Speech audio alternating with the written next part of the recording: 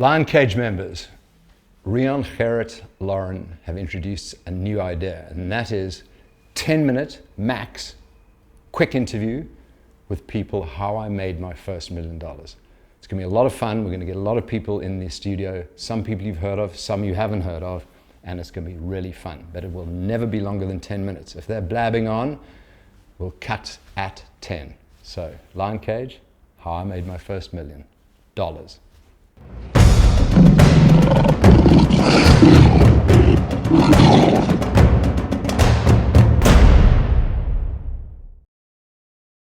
Hi guys, so our first guest here today is Rob on our new show, How I Made My First $1 Million. And we're going to keep it short, 10 minutes, that's all that we're doing. So welcome Rob. Thank you. Great to have you here. $1 million isn't what it used to be. That's all I can say. Yeah. A lot easier to do it now, or what do you Yes, think? it is. What was the first thing? What was the first thing that you got into? Well, there are 4 ways to make your million. One is to be born into it or inherit it. The second is to marry it. The third is just to get lucky. You win the lottery. Yeah. And the fourth is you make it. Yeah. So I think this is probably about making it. There's that interesting story about Alex Benayan who wrote the book The Third Door, and he also says there's 3 ways of making it. You're either born into it, and he uses a club as a example, where you're either born into it and you get the red carpet service and you walk in, or he says you have to work your corporate ladder, you go stand in the back of the queue, and you hopefully get in by 12 o'clock at night, you get into the club. And then he says there's always a third door, down the alleyway, through the kitchen window, making as if you're a stewardess or whatever. And so I was born into a wealthy family, everyone knows that. But I haven't inherited anything. Mum and Dad are still alive, so I've actually made my money myself. But I've always had the confidence of, financial protection behind me. And I went the corporate route initially. I did UCT military service, then I went to Goldman Sachs, New York, Harvard Business School, worked for Rupert Murdoch, worked for Richemont. So by the age of 32 was the first time I actually made my own $1 million, because I was working through the corporate ladder. And it's very hard to make big money on the corporate ladder, because you have to end up being C-suite, CEO, CFO, to make that real money. that's the long waiting in line probably process. What was the biggest lessons that you learned from Murdoch?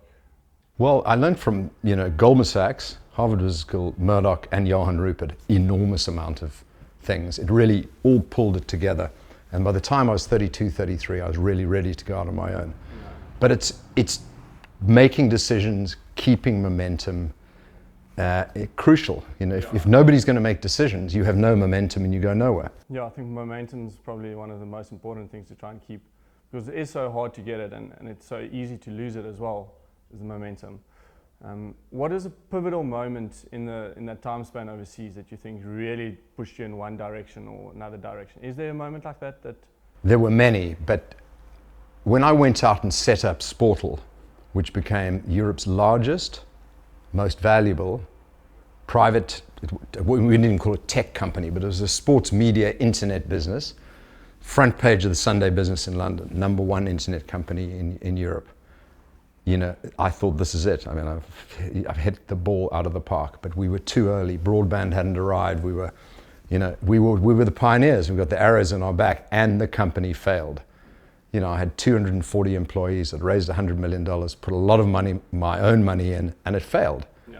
And that was pivotal, because I learned exactly what not to do the next time around, exactly the mistakes I made, the things I did right. And it was an issue of timing. I could easily have got lucky and sold it off, but we were too early. So that was pivotal. I learned down to the wire how to hire, how to fire, how to raise money, how to say, I'm sorry, I've lost your money, and how to move on, and how to get up again. Yeah, it's quite interesting that a lot of the times they say that it's a lot more to do with timing. The success is you may be on the right track in the right industry. Let's say if you were in the NFT game 5 years ago, it's the right concept of mind, but the technology just hasn't caught up yet, like the virtual. Yeah, on timing, they say investing, golf, and sex. It's all about timing. Perfect. And then if you were a young 28-year-old, 29-year-old, what would your focus be now, how would you make your first $1 million? So I think go back a few years, say 25-year-old, you're out of university, get trained. The first thing you need to do is get trained.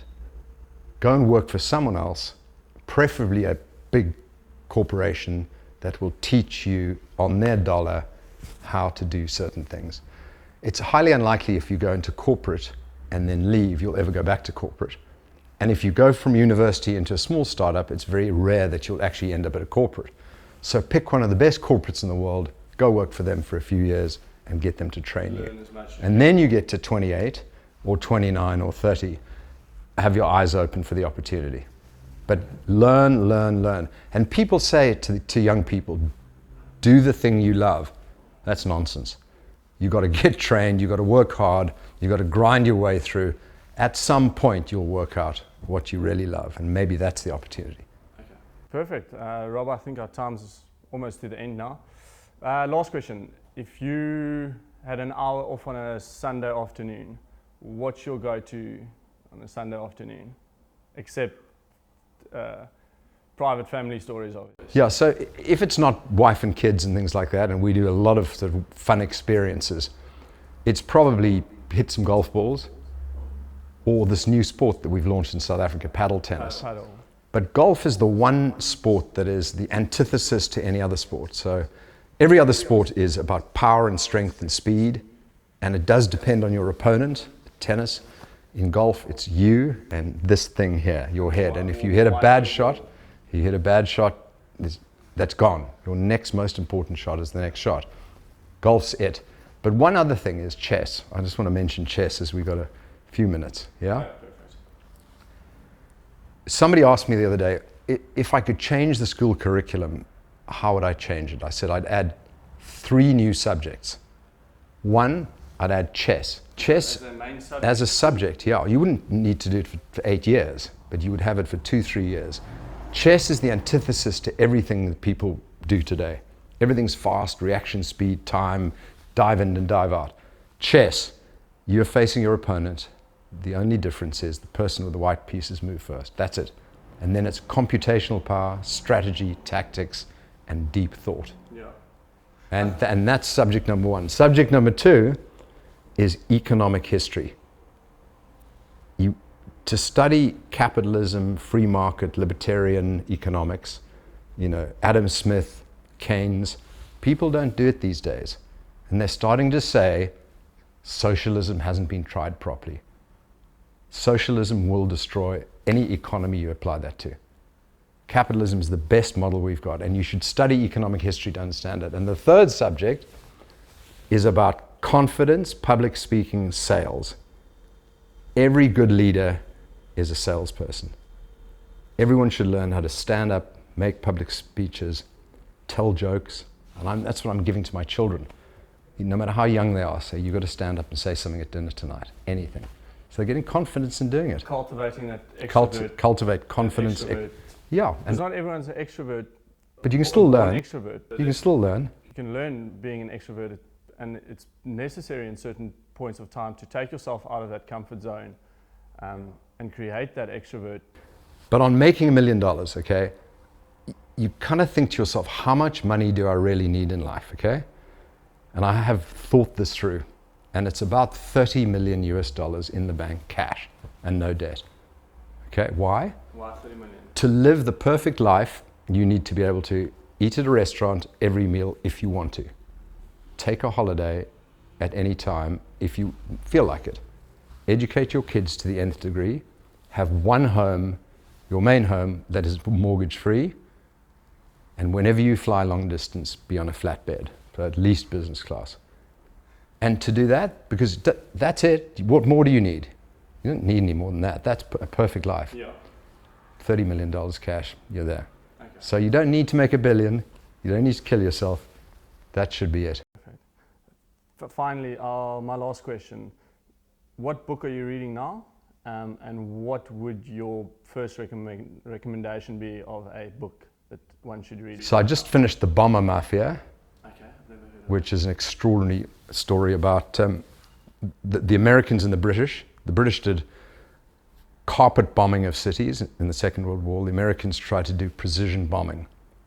neither actually achieved its goal. But it's a fascinating discussion of the two. The next book I'm reading is Ayn Rand. I'm going back to Ayn Rand. If you've never read Ayn Rand, The Fountainhead, you need to read Ayn Rand. Perfect. Rob, thanks so much. Great. Riaan. Great. Cheers, bud. Perfect. Okay. Thanks guys, and that's our first guest on how I made my first million.